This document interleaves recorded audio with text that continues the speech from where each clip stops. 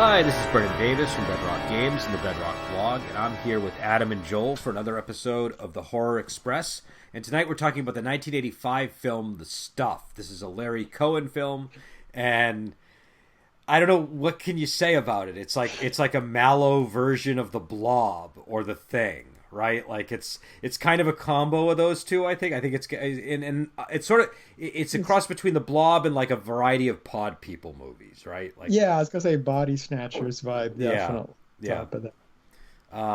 So if anybody hasn't seen it, this company finds this stuff bubbling up from under the surface in one of its mines, and they decide to market it as a kind of like dessert treat. And it turns out that this stuff takes over people, and it's a little bit unclear if like the stuff itself has its own agenda or if it just the addiction that it creates in people becomes a thing.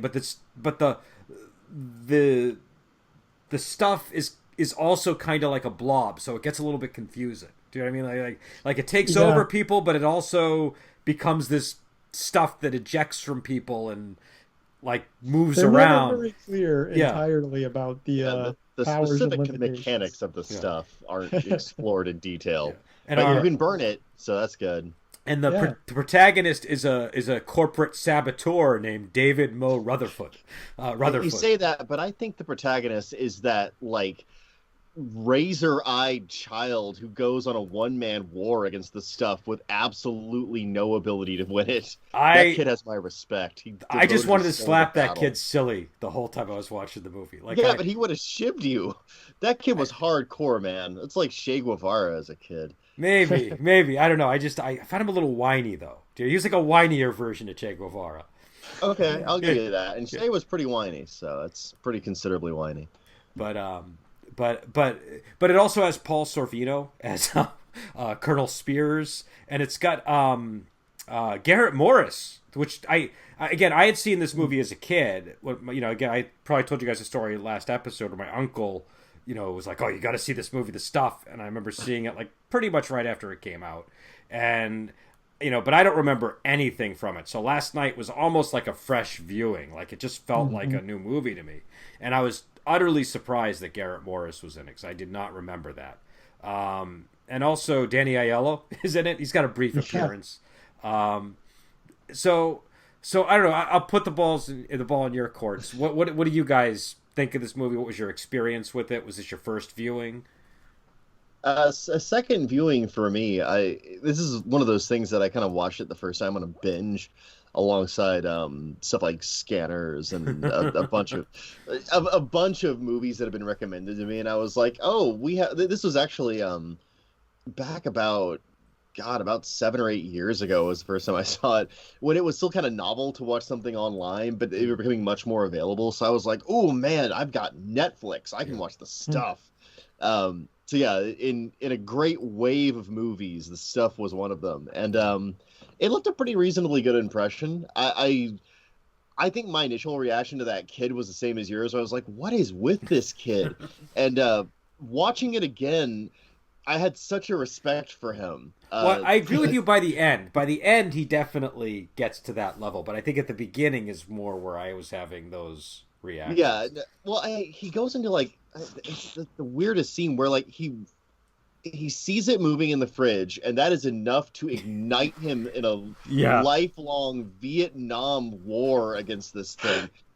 It's Yeah. Well, unbelievable how guerrilla that kid gets. He goes into a store and just starts wrecking it. yeah. Well, we should say this movie is a satire too, so it's kind of everything is like super over the top, and it's nothing is toned down in this movie, including the Yeah, protagonist. It is a Larry Cohn film. Yeah, It's a helpful thing for yeah. anyone who knows what that means. So well, even as an exaggerated caricature, I've never seen a character that goes quite that berserk over something so well, mundane. the And supermarket scene really encapsulates what you're talking about. I think that mm, scene, you know. So, Adam, what was your experience with this movie? Okay, my background with it is pretty much the same as yours, Brendan. I also saw it in the mid '80s. I haven't seen it since, so I had vague recollections of this goo people eat and them being hollowed out inside. And that was it. That was Yeah. pretty much all I remember. I didn't even remember like Michael Moriarty's character clearly. That's how vague my recollection Okay. is. Yeah, and like, You know, oh, go ahead. okay, so yeah, Garrett Morris was a surprise, but even everything was a surprise to me. And But yeah, apparently, Arsenio Hall was the first choice for that character. Apparently, Okay, Yeah. okay, I've seen that would have been that. pretty early for him. It would have been. That was the reason he didn't get the role as the director. Or no, I think Larry Cohen saw him as a rising star, and he was counter ruled by the producers or something. I don't know. I don't know exactly how it came about, but But yeah, I enjoyed it. I've seen since then I've seen other films like Q the Winged Serpent and God Told Me To and movies like that. And it's definitely got that same weird conspiratorial vibe that God Told Me To has. yeah. Yeah, There's a definite conspiracy theory, like Alex Jonesy type thing going on. Well, this they movie. almost have Alex Jones as a paramilitary hero, and Yeah. warts exactly. it all. That's what's funny because that predates Alex Jones, and I was struggling to think of who could that like. There were people like that, but there was nobody that was quite like Alex Jones at that point that had the. Right, but that guy is like 100% Alex. Yeah. He looks like Alex Jones. It But was creepy. Yeah, because when Alex Jones was around but not nationally known, I think so. This early though in the mid '80s. Oh yeah, you're in- right. It's not. in We are too early. 85? We are too early. It was more Yeah. the '90s is when he. Yeah, because the '90s there was a huge boom in conspiracy theory stuff with like the X Files and all that, and that's when Yeah, I remember this- him getting bigger. But like, Yeah, in this case, it felt like a holdover from the '70s because the Yeah. '70s, of course, was a big conspiratorial era, and this, this is very '80s in a lot of ways, but it's just '80s with this kind of underlying '70s skeleton going on.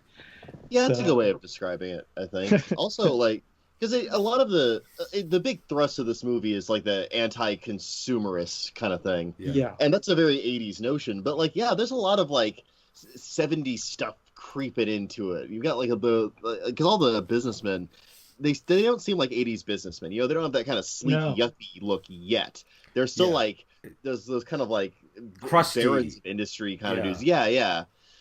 So yeah, oh man, that's a really good description, Adam. Points, Now, sir. I Thanks always for thought you. of this as Fluff the movie. Like I don't know how familiar you guys are with Fluff, but like peanut like a Fluffernutter sandwich type thing, like the. Oh. So that's why I thought it was called the Stuff because I thought it was a play on the fluff. Marshmallow fluff basically. But the thing is, marshmallow fluff is not a dessert item. It is something you put on a peanut butter sandwich, or you don't eat it straight out of the can. So I don't know if that's actually what they were going for or not, because this was presented more as like an alternative to ice cream. Yeah, it feels like diet yogurt. Remember when diet yogurt was a really big thing? Yeah, It yeah. kind of feels like that. Well, Yeah. and they Also, even I think the referenced. period when- Oh, go ahead. Well, I think frozen yogurt really took off around this time too, didn't it? Wasn't That's this what he's like the talking golden about. age? I think he's talking Yeah. about frozen yogurt. Oh, and, okay. And because I remember the family when they're eating it, they're talking about how they're healthy now, that they're eating right, and they're losing weight and all this stuff. Uh-huh. So I think that connection might be true. Or maybe it's a combination of all those things. I most likely. I still Most like like- to think of it as fluff though, because fluff has a special place in my heart. But Uh-huh. but it definitely is. It's also more liquidy than fluff. Fluff is a little bit thicker than this stuff. So this is kind of got like a shaving cream consistency. Yeah, probably is shaving cream, considering that's- they yeah. later use shaving cream to substitute for it. Yeah. So. That's probably true. Or it could just be like Cool Whip too. It kind of has like a Cool Yeah. Whip look. Yeah, obviously there's scenes where people are eating it, so Yeah. yeah. But I guess it depends on how dedicated they were as actors. Yeah. But yeah, I enjoyed the movie on the whole. I mean, there are weird things about it, like, we brought up like what exactly does this stuff do? It's like it's just okay. It doesn't require an explanation, but it does kind of leave a lot of questions about how this stuff works. Then you have the scene at the end too, which maybe we can get to later. But Well, why don't we talk about that part of the stuff where what the rules are about what the stuff is? Because Yeah. I do think that's some the of the biggest rules. failing of the movie. I think that's, if I had a big criticism, it would be it doesn't know if it wants to be the Blob or if it wants to be the Body Invasion Snatchers. of Body Snatchers, Yeah. right? yeah. Well, those are the two big ones, right? Like, Yeah. 'cause whenever people eat it, it seems to take control of them, make them a hive mind, and it seems like they're kind of becoming an extension of the will of the stuff. Yes. But then later on, it comes out where it's like, oh, but the people that were in charge of distributing it just wanted to make money and didn't care about that at all. They hadn't even eaten the stuff. So what's who's the bad guy? Damn it!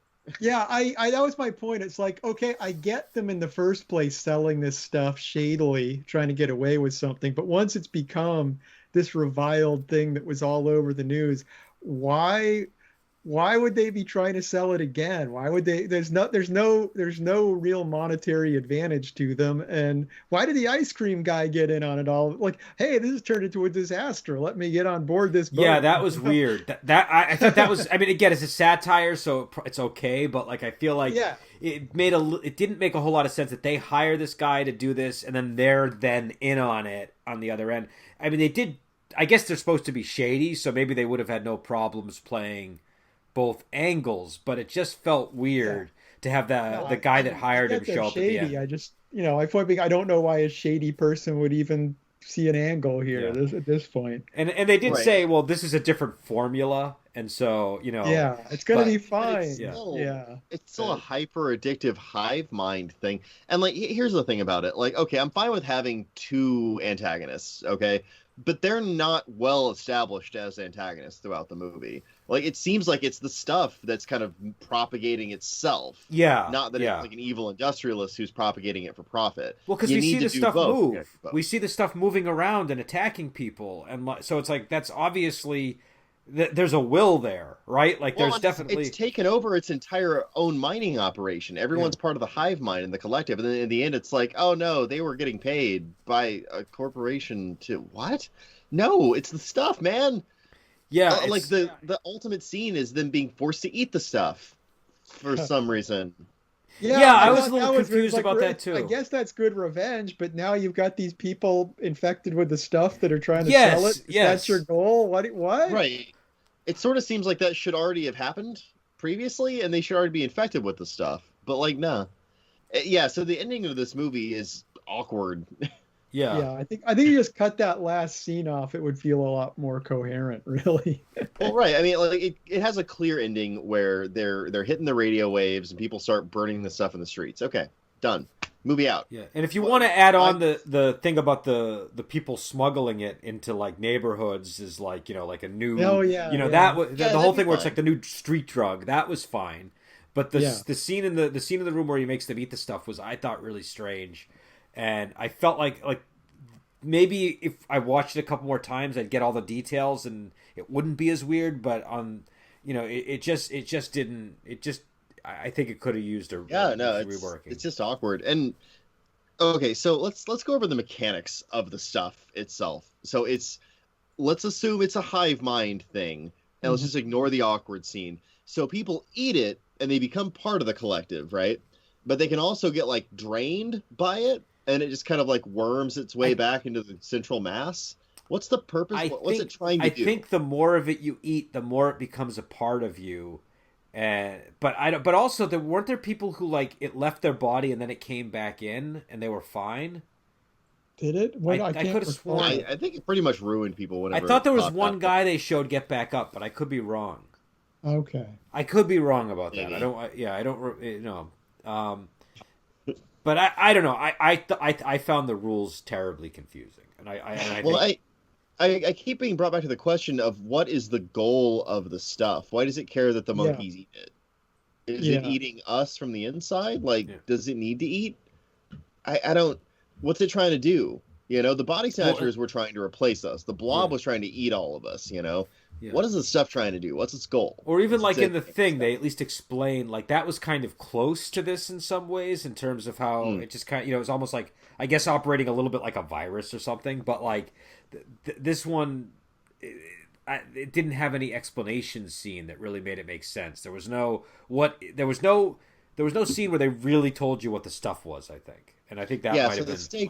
the stakes were a little less clear because we had less of an idea of the goal of the stuff. Although I will admit that also makes it very eerie. Like the scene where the kid's being confronted by his family and kind of forced to join the cult of the stuff. That's such a wonderfully creepy scene. First of all, that's a very waspy, nuclear, like 1950s style family. And even in the early scenes before they're infected, they're like the parents are super on edge and hostile. Well, And The so dad it was a kinda jerk. gets The there. dad was a real jerk. He The got up. mom was also a jerk. well, that's what's funny about the scene with the stuff where they're trying to like pull it, force him to eat it, is that they're these jerks. But all of a sudden, they're being super smiley about being a jerk, which they've never been before. That's the tell. It's like, oh my God, there's a attempt to be somewhat nice. Yeah, I I would think have liked to have seen more of that in this movie. Yeah. I think, Yeah. but that's almost what gives that scene depth, because they almost go from being a slightly dysfunctional family to appearing more functional. Yeah. And that's the thing that's a little bit intriguing about it. There's Exactly. and that's the scene. I think that scene to me is like very much about, like, I don't know. It's obviously very anti-conformity, that scene. And the whole movie is very anti sort of corporate fad, corporate, marketing and advertising to the population. And so I feel like I like that scene adding another layer to the theme of the movie.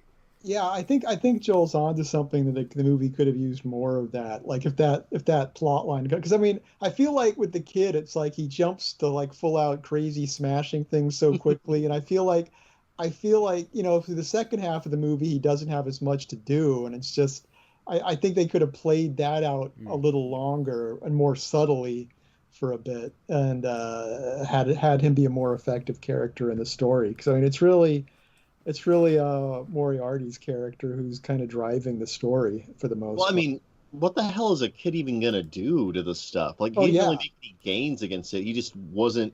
He was basically impossible to convert, and that would have been interesting if he like had some kind of like, I don't know. This is maybe like somewhat of a later thing where like maybe his blood type made him immune to the stuff, Yeah. And so all the pod people are screeching at him, and he's like the only thing can get away, and it would naturally bring him into the gravity of Moriarty. And like that could actually give him something to do for the latter half of the movie too. I'm sitting here rewriting this script, and I'm But like, I think look, it's important for that kid to not want to be part of this stuff. Like, that's the part. I think if it was just some fluke of his immunity, that wouldn't work as well. I think he needs to be, because that's the thing that makes it interesting, is like he's actively resisting this, and the people in his family are not seeing the problem with it that he is clearly seeing. And I will make a quick movie recommendation too. Like if you want to see, if like Joel, you want to see more kind of stuff like the scene with the family, the movie to watch is Parents, which is a really fantastic horror movie. Parents. So that's the recommendation. Taken. So why don't we talk about some of the characters specifically? I think we talked about the kid enough, because we probably don't need to go over that again, do we? There's not a lot to talk about with the kid. I think we've covered the major beats. So why don't we start with Rutherford, because he's one of the more interesting heroes I've seen in a movie. Where he's not. I mean, yeah, it's like he'd be doing all of this even if the stuff wasn't anything dangerous. He'd still be out there ruining it. That's what he got paid to do. Yeah, I mean, just quickly to jump around. I mean, you've got the PR person. She's the other person on the team, and it's like, well, she's a pretty ambivalent person. And then you've got the guy who's the militia guy with the radio station, conspiracy theorist guy. It's like you just got this whole team of people who are really dubious, but all have a good reason to actually be fighting this. So nobody's really like the first scene where you see him, he's not. It doesn't seem like a particularly nice guy. He's spying on people. He notice when the kid disappears too. Like, actually, he thinks he's on the plane. Never mind. But he does just kind of leave him on the plane. Like he's not exactly responsible with this kid, right? And granted, it's a movie, so maybe we're supposed to just accept the logic of the moment there. But he's irresponsible with the kid and with the woman. Do you know what I mean? But he's also got this like suave, like he's like a more Southern style James Bond or something. Do you know what I mean? Like there's and a more sketchy version of James Bond too, because he's operating on the other side of the law, right? Like he got kicked out of the FBI. Yeah. But he's still kind of charming, and he's also I don't know. He has a lot of good lines in the movie too. Do you know what I mean? Like, I love when he comes in and he's shaking them. He's like, sweaty palms, sweaty palms, sweaty palm. Well, I couldn't help but think of that old Dilbert cartoon where the boss is going around touching things, everything feels clammy, and Dilbert's like, it's because your hands are clammy. So the only guy with sweaty palms is this dude. But no, and he has a way, like the actor does a really good job of like commanding the scene in a way where it seems like his character has got like a trump card that no one else knows about at all times. Yeah. It's interesting and persuasive in a way I don't see very often. So kudos to the actor for that. That's really well portrayed. Well, because what's the scene? When he first gets hired, the guy says, I think you're a lot smarter than you look, or you're not as dumb as you look. And he says, well, nobody's as dumb as I look, I think is what he said. Proudly. Just that pride in his voice really makes it. Well, it's the thing about having like a really recognizable Southern accent, and Jeff Foxworthy covers this in his comedies, that everyone thinks you're dumber than you are. And much like Eminem's early career, it's best just to kind of own that, because it's way better if people are underestimating you. You can also like that kind of slightly self-denigrating charm winds up kind of worming its way in people's hearts too. So there's something really genuine about the Southern aspect of his performance in this that I liked. Now, do you think he was, because I Southern accents that I don't really know how to distinguish between them, but this takes place in Florida, so is he supposed to have a Floridian accent, or is this more of a? It doesn't sound like he's from Florida. Okay. Yeah, I don't know what the accent range is down there. Does Florida count as the South? Well, it's in the South. I don't know if sometimes I'll see people from Florida and it sounds like they have a Southern accent to me, and sometimes I see people from Florida and it sounds like they don't. So I don't know. I don't know what the. Yes, Florida behaves in its own rules. It's the Bermuda Triangle of the United States. But and again, maybe it was one of these things where you didn't really matter where in particular from the South he was, but he had a clear Southern accent. And they were also kind of going all over the place. Like they were going from Florida to Georgia to Virginia. So they were really sounded leaping like around. He was from Georgia, so okay. It sounded like a Georgian accent to me. Okay. I'm not super conversant with it, but like didn't have enough twang for Kentucky. It wasn't deep enough for like Texas. It wasn't as lumpy as the Louisiana accent. There's a lot of dialects. That's a very interesting description of that. You've heard Louisiana. No, I have. It's just the accents. Well, it's lumpy because there's a lot of different kinds of dialect that they're competing when you speak English from when you grow up speaking and hearing English in Louisiana. It's not quite the same way in like Tennessee where it's more of a monoculture. But I really liked this character because I thought he was just unexpected. Like even when they introduced him, you just don't expect you. I thought he was not going to be the main character. I thought they were going to introduce this guy, and then we were going to get the real hero after. He sneaks his way in as the main character, definitely. Well, exactly the same way he sneaks his way into everything. Yeah. He just kind of manages to charm his way into being the main character. Yeah. No, it just seems like he's just some goon working for the villains in that first scene. You're like, whatever. And you're like, oh, okay, this is where we're going. All right. It's like he's not even dressed to be the hero. Do you know what I mean? Like his hair doesn't look like the hair that a hero is supposed to have in this age. His attire isn't quite. You know what I mean? Like there was a look back then. You know, when the main character shows up, you kind of know. Do you know what I mean? And he didn't have that look.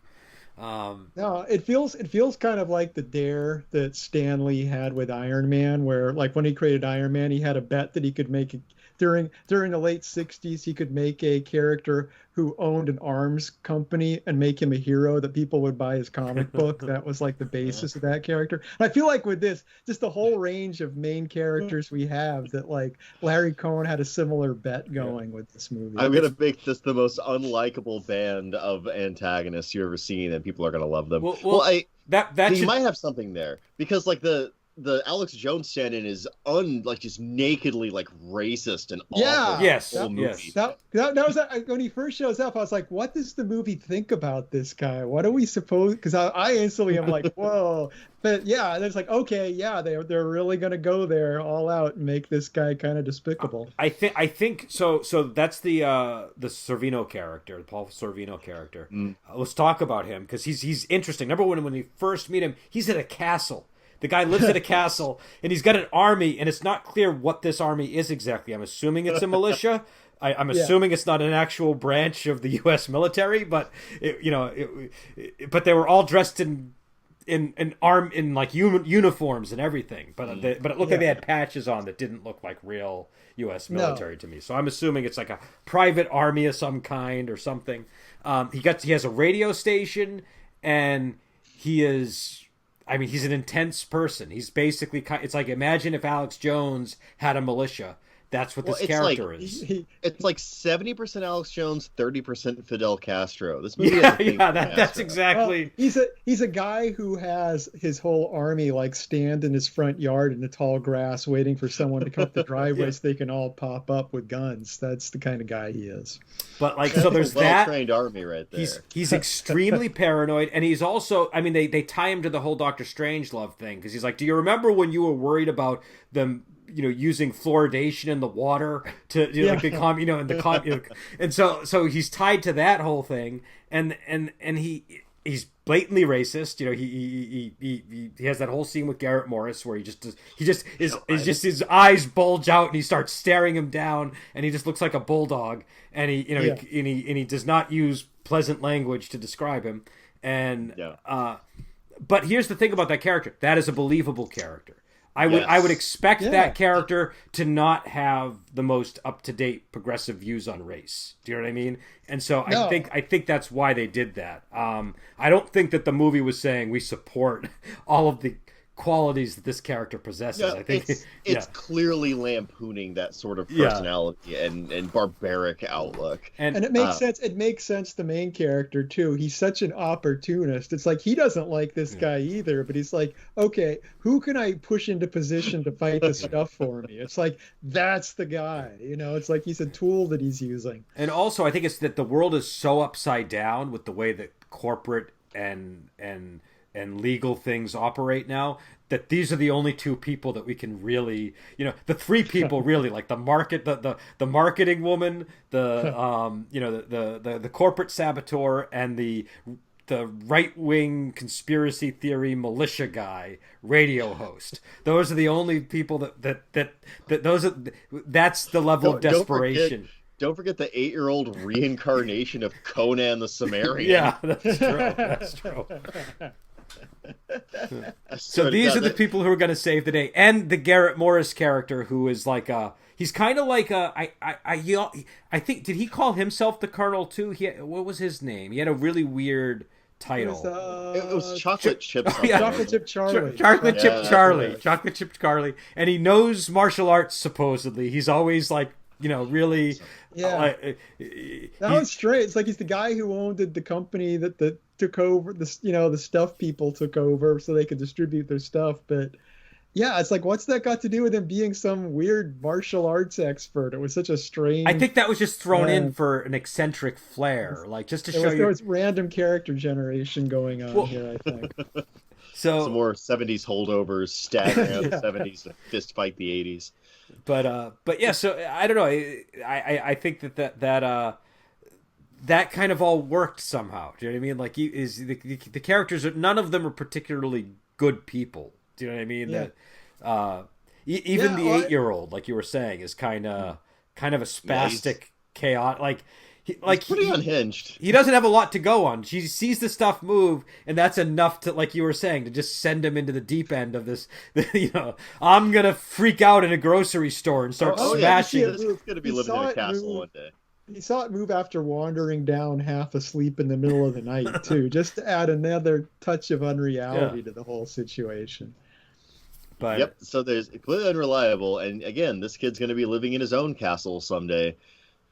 Yeah. Yeah, I think that is a safe assumption. I think, especially given the events of the movie, I think that's where he likes to go. So one thing I do want to talk about is midway through this movie, I feel like it becomes Police Academy 5. Do you know what I mean? Like in terms of the tone and the music and just how they escalate the action with the military stuff. Do you know what I mean?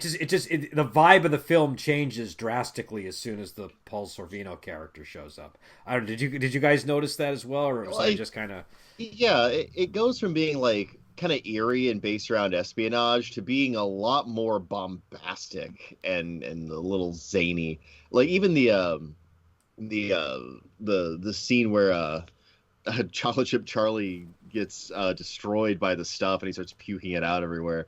Like that, even that's like a lot more over the top than the more subtle stuff we'd encountered beforehand. That was super over the top, like right down to when they the way that they defeat him with the 2 wires, and it just was like that was like that felt like a cartoon. That didn't feel like a real movie to me. Yeah, it definitely went off the crazy spectrum, but I don't know.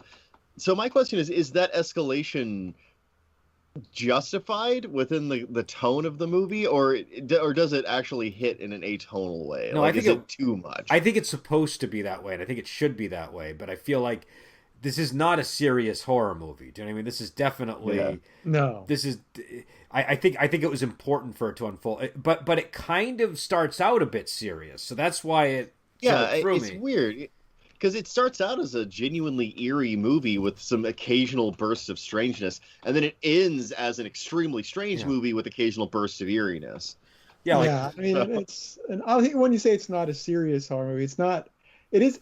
It does have things to say, so it's like it's not serious in its horror, but it is serious in other ways. I think, but. Well, it's a satire, so like a satire can be silly and still make a good point. Exactly. But there's like a scene where Paul Sorvino sees one of these. What does he call them? Stuffies. He calls the people that have been taken over by it stuffies, and which I thought was great. That was the perfect term to use. But then he sees one of them explode with the marshmallow interior, and he goes, "I like the sight of blood, but this is disgusting." And the way he delivered the line, it was so. Like, he knew how weird that sounded when he said it. I mean, it was that kind of a delivery. Because Paul Sorvino, he's a good actor. He's a really good actor. And you see him being Paul Sorvino in many moments of this film. But there are also moments where it's like he's deliberately hamming it up because he knows that this is a ridiculous scenario.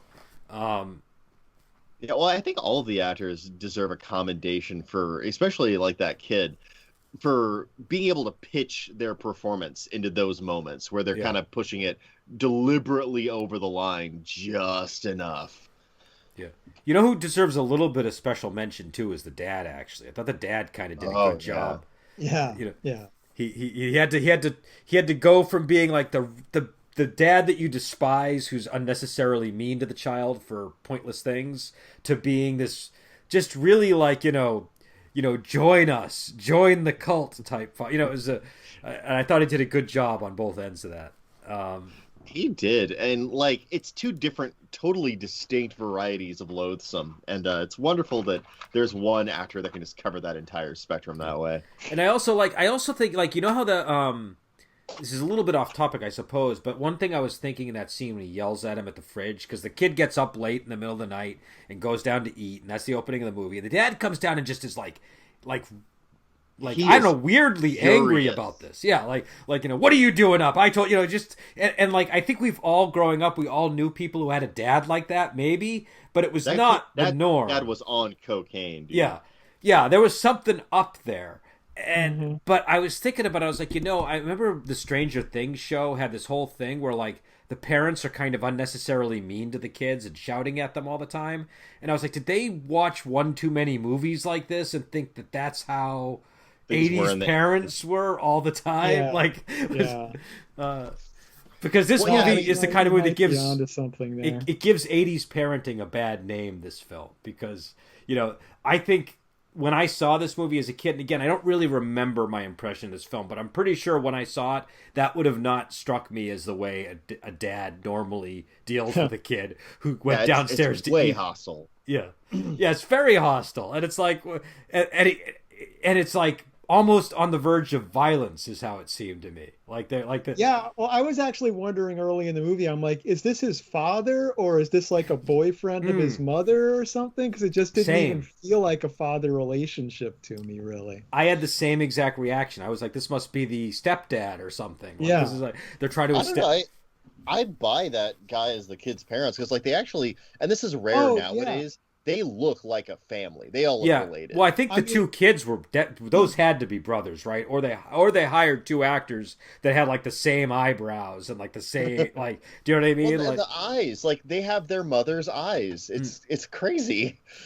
But to clarify, it's not that I don't think a real father would be that mean. It's just that typically in Hollywood language, when you have someone who's in a parental role that mean, usually they are the stepdad or the boyfriend or something. That's usually what they're trying to indicate. But, that's a good way of characterizing it too, because I think that recognizes that style of writing, though like cliched and recognizable, is not necessarily good. I think people confuse that with good character writing, and it really isn't. No, I agree. It just Hollywood. Yeah. I'm just trying to read. Well, go ahead. But no, I just thought that was interesting because that I thought that, and that opening scene was very striking as a result. So I guess it worked. Do you know what I mean? Like it's a good impact. Yeah, it caught my attention. Yeah. You know, so I don't know. Are there any other characters we want to talk about before we get on? We never talked about the marketer really, and she's a surprisingly fun character too. Yeah, because she's a small little waif of a person, but she's really like capable and commanding.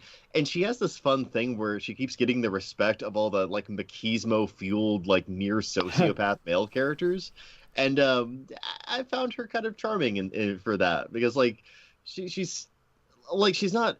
I mean, this is kind of coming along a little bit before your Ellen Ripley's became like a thing, or your Sarah Connors, and like those are more. No, like... this is after. Is this after? This is 85. I thought like Sarah Connor was like 90s and... No, Sarah Connor was 84. Sarah Connor was 84. And Ripley was 79. Alien was 79, so... Wow, man, I am completely... Well, but you're right about Sarah Connor, because in the first movie, she's a damsel in distress. She's a waitress. In the second movie, Okay, I'll give you that, but I'm talking about T2. I won't give you Ellen Ripley, though, so... I'll granted for the first one. Again, though... I think that she was way more of an action star in the second one. I remember when the second one came out. Aliens was like the one where she got like really like buffed out and like was fighting like the Queen Alien and stuff like that. True. But she was still badass in the first one. Also, the first one, she was a more badass. Believable human being than in the second one. Do you know what I mean? Like the second one was like an 80s, I'm an action person, whereas the first one was like, this is like a normal woman who's behaving heroically. Do you know what I mean? It was more like that. Which would have been the same if it was a guy too, because male protagonists too in that period weren't quite like 80s action heroes. Yeah.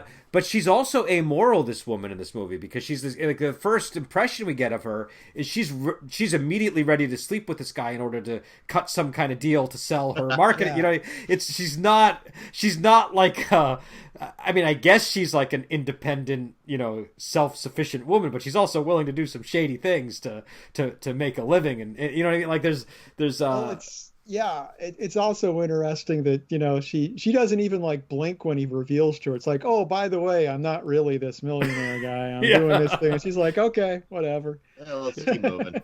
It's still going somewhere. But that was interesting because it made them all, they were all strangely adaptable. They were sort of like, there's almost like a Christ-like quality to all this, because they're fully capable of living among sinners. And do you know what I mean? And seeing past the sin. I wouldn't say it in a Christ-like way. It's just that I'm a criminal, you're a criminal. It's like, oh, okay, I see the scam you were pulling. Yeah, that's a good angle. But yeah, let's go do this other thing. No, but because they're all sort of they're ultimately going towards a good path in the end. Do you know what I mean? That they're the Christ-like thing is that they're willing to see beyond the flaws of one another and trust one another and ultimately do good. Do you know what I mean? And it's Christ-like because you have sinners who are the heroes in the end. They're the ones who ultimately choose good over evil. Do you know what I mean? With the exception of that last scene where I'm not so sure that you can say that you're choosing good. The question is, I don't know. I mean, it's the kind of thing where when the thing you're trying to do is avoid humanity potentially being wiped out by this weird alien goo, it's not like, I don't know. It does enter more into the realm of self-preservation. It's like, you don't I suppose that's true. You don't have to want to be a good person to not get eaten by goo. That's true, but at the same time, it's not. It's they're still kind of going in that direction even before they really know exactly what's up. Do you know what I mean? Yeah, So, yeah. It's complicated, definitely, which is one of the good things about the movie. but I do think. Oh, go It's ahead. surprisingly cerebral because it posits like the small time crooks like these guys are with this like larger, more organized kind of corporate scale evil. Yeah. And it's a lot of individual iconoclasts versus an ego mass. So there's a lot of like little cogs ticking away behind the scenes of this movie that make it more fascinating. That's the other thing. I am kind of interested about what the Rutherford's moral compass is in this movie. Do you know what I mean? Because like you know he's a shady guy, but I also feel, but he did used to work for the FBI, and I'm really curious as to why did he get kicked out in the first place? Like, was it because he was doing bad things, or was he like deeply cynical because he saw bad things? Do you know, like what? It's like there's a part where he does almost seem to suggest he got thrown out because he was too good. But once again, is that just a thing he says? It's like I don't know if I can trust him because he's the source on that. It's like, of course you don't want. Oh, I got thrown out because I was too honest. Which reminds me of one of my favorite scenes in this movie is when Paul Sorvino is talking about marketing himself to the American public, and he's like, "I'm too handsome, I'm too macho, and that's why they don't like me. I got all these great qualities, and they just want somebody who's like as pathetic as they are, So like, you need to help market me now." And just the way, I don't know, the level of delusion that was going on in that scene. Yeah, Alex Jonesiness that was happening. Well, just the his explanation for why people didn't like him is what I thought. So, but for a brief moment, I felt like I was seeing the world through his eyes too. So it kind of, that's a wonderful set of lines, by the way. I really enjoyed that too, because like, again, it makes the character so believable. Like you've met that guy. And I also loved how he's like immediately trying to woo the what was the woman's name in the movie? I don't want to just keep calling her like the marketeer or whatever. Nicole. Nicole, I think was her name. Okay. Well, I think her name was literally Nicole. just stopped watching this movie. So. I like it. Didn't quite become a love triangle. It could have, but I just liked how he immediately leapt into, like I need to make you my wife now. And then when Rutherford says, "Hey, wait, that's she's kind of my woman here," he's like, "Oh, don't worry, you're going to be a casualty in this whole conflict anyways, so it's not even going to be a problem." Just something about the way they were talking to each other. I don't. It wasn't believable, but it was like funny and entertaining. It just kind of worked. Yeah, I mean, I think that to a degree, going back to that last scene we've complained about with the two guys from the corporation, it's like it's kind of disappointing that they are such total utter villains at the end for no particular reason, because you got all these characters on the heroic side who aren't necessarily particularly good, but there's a lot of gray areas going on in this movie that to have them be pegged as two villains, it's like, okay, well, it's just not. I don't know. It just doesn't fit with many of the other characters. Yeah. And then that last scene, what I think was going on in that scene? I think the reason that scene happened was because he delivers a line that says, "Are you eating it or is it eating you?" And I think that scene was just so they could get him to say that one line. And maybe the thought was that would be like the thing that was in the trailer, or that encapsulated the theme of the movie. Do you know what I mean? Like, So ironically, the worst part of this movie is its commercialization. Well, it's commercialization, or it's the theme kind of driving the story too ferociously, But it's a pretty cerebral, if that's the case. I'm not going to give it that much credit. I don't think that the movie was critiquing its own commercialization. No, I'm not saying it was critiquing its own commercialization. I'm saying I think that line does reflect the theme of the movie. So maybe that's why you wanted that line in there to fully explain the idea that he was getting across. And like sometimes you'll see a movie and it's like they clearly have this very specific idea that they're trying to convey, and sometimes that idea causes them to. It's like the whole story is driven by that, and it ends up not being a good movie because even though the idea itself is good. Well, that's the thing. It can be if the idea is A, strong enough, and B, it has enough depth that you can plumb it that way.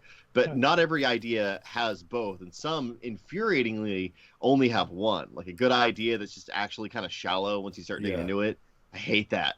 I've done that a few times where I get super excited about a cool idea, and then I go and investigate it. And I'm like, oh, I can't do anything with this. It's just the intellectual equivalent of someone that's really good looking but shallow.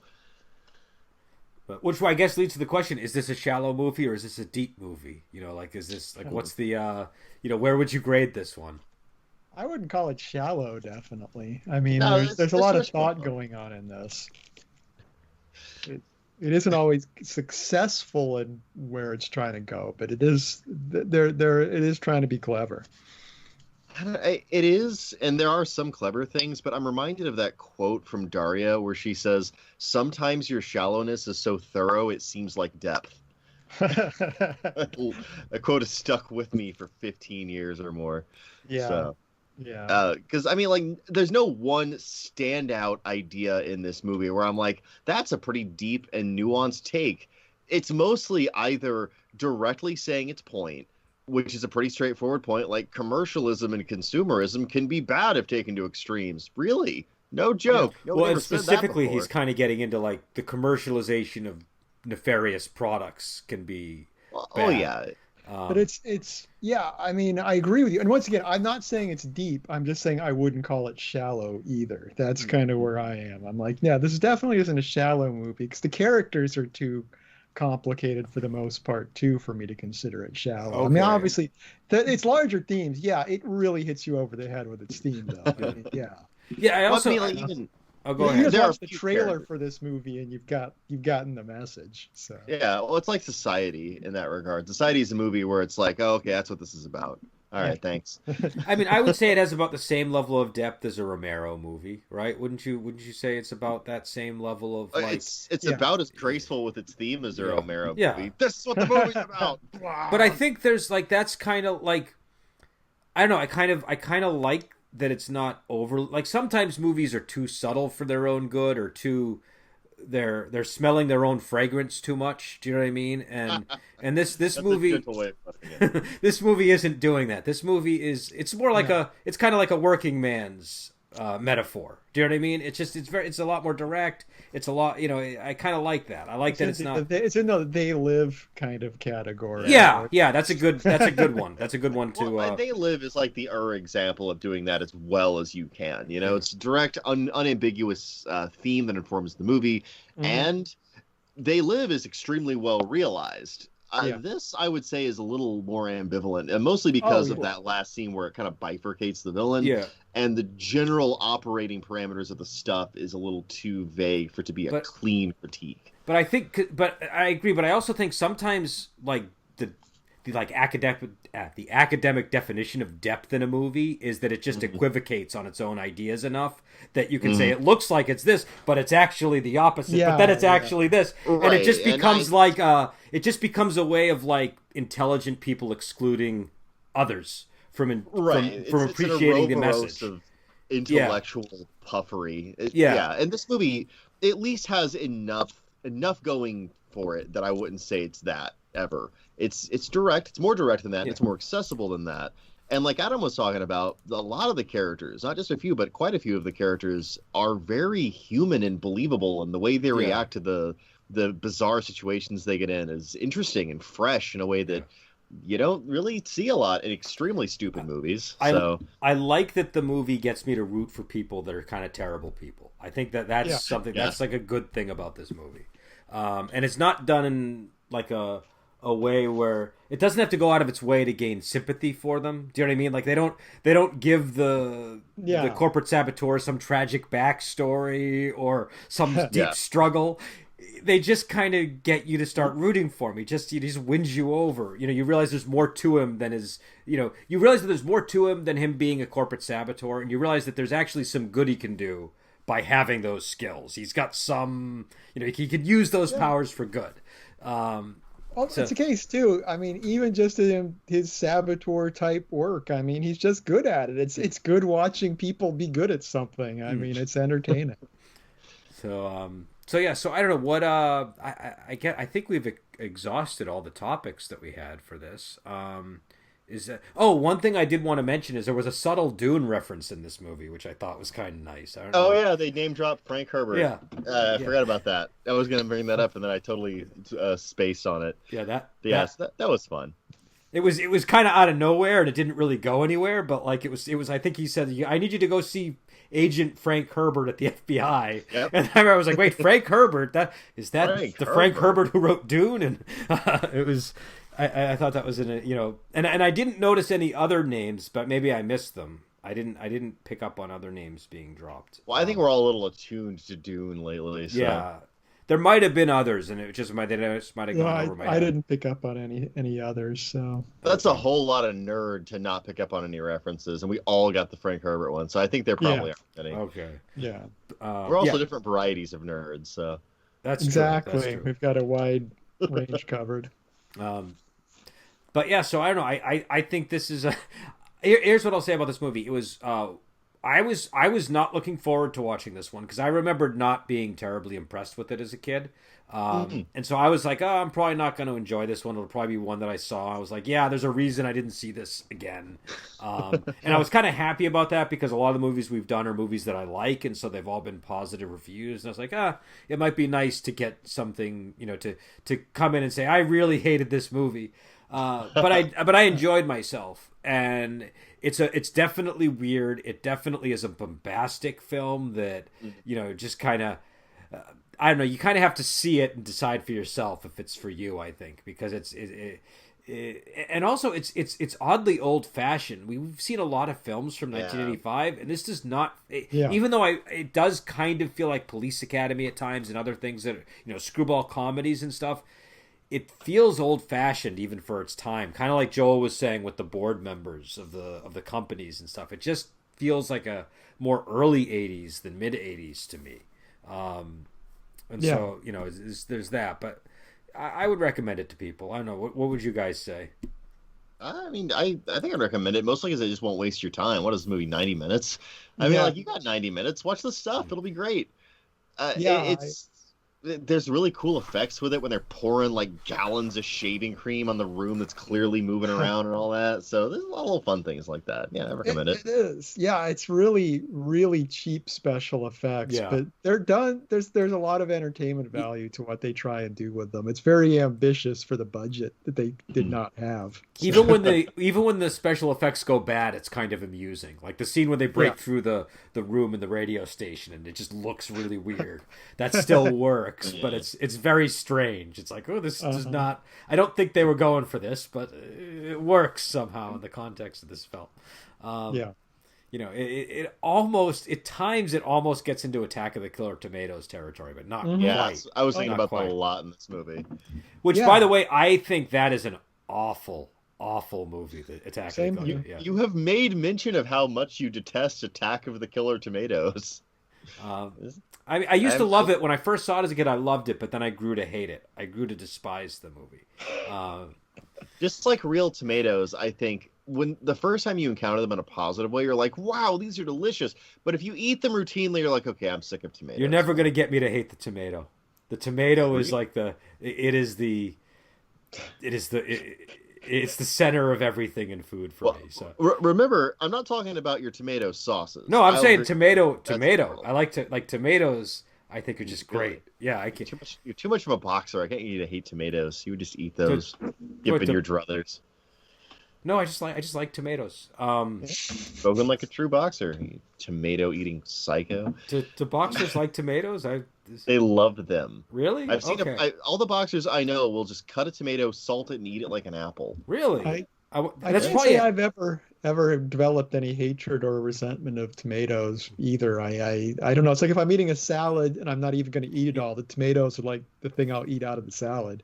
I'll bet you I know why they eat it. The lycopene. It's good for like prostate health or something, right? So it's probably like a performance. I don't know why they do it. They just do it. I'll bet you it's boxers don't just do things. It's usually because there's like some angle for performance. You know what I mean? Like it's like the Rocky eating the raw egg thing at the it's like he's doing that not because he likes the taste of raw eggs, but because as most people do. Yeah. I tried doing. I used to eat shakes with raw egg and like milk, or raw egg and orange juice. Not eat raw eggs though? Aren't those bad for you? There's like a 1 in. I think I looked up the chances. I think it's like a 1 in 40,000 chance of getting salmonella from each egg. Something and like that that. only makes you stronger. So I don't think salmonella makes anyone strong. No, my nephew had salmonella a couple months ago, and it did not make him stronger. But needless to say, I don't do that anymore. But I used to do it. So yeah, why don't we head out and we'll be back on. What are we doing next? Do we know what our next film is, or are we? Well, we're now out of Schlocktober. That was the last Schlocktober entry, just getting in at the beginning of December. So I actually pre-watched Krampus to make certain I would get it in. All right, so if you guys want to watch it too, we can do that one. It was a lot of fun. Okay, I think that feels like I feel like Joel has made his move to get us to do Krampus next. So I'm gonna respect that power move and say we should do Krampus next. I ate so many raw eggs before I would have the courage to do that. I put in tomatoes. It's like those scenes in like the 80s movies where like they do the corporate boardroom thing, you know, and some guy outmaneuvers the other guy. So, I'm so like, I can't believe Brendan refers Joel's movie to mine. Slowly nudging my copy of Gremlins off the table in shame. Oh, Adam, I think we did have to mention something before the end of the episode, right? Wasn't there some news that you want, or do you want to do that next episode? We'll do that next time. Okay. Yeah. All right. Teaser. We got some big thing we want to talk about. It's actually kind of sad. It's not a happy announcement. Oh, that sucks. So I don't want to leave people thinking we're going to come back with a big happy announcement and then bum them out. So great. Someone died. No, okay. So that sucks. Yeah. Well, then I do want to end on a high note. Then my Kickstarter Paloma Fist is happening on the 8th. Everybody go and donate. Damn it, give me money. I want to buy art for this thing. Yeah, they should definitely do that. There we go. There's our high note. Go and punch stuff in the post-apocalypse. In the last playtest, I had a guy punch an army of tanks to death. That needs to be in your marketing. That you need to repeat that story a lot. It was a real thing that actually happened in a game, and it ruled. So all right. So we'll end it there, and we'll be back with. Is it Krampus or Krampus? How do you pronounce it? I think I pronounced it wrong. Hell, if I always just say Krampus. Krampus, okay. So we'll call American, it Krampus. So who knows? I don't know. I didn't remember if it was an A or a U, so that's why I was asking. So we'll be back with Krampus, and we're going to begin our Christmas season of horror, I guess. So we'll probably be doing that, Black Christmas, Gremlins, and a variety of other things. And until then, we will talk to you later.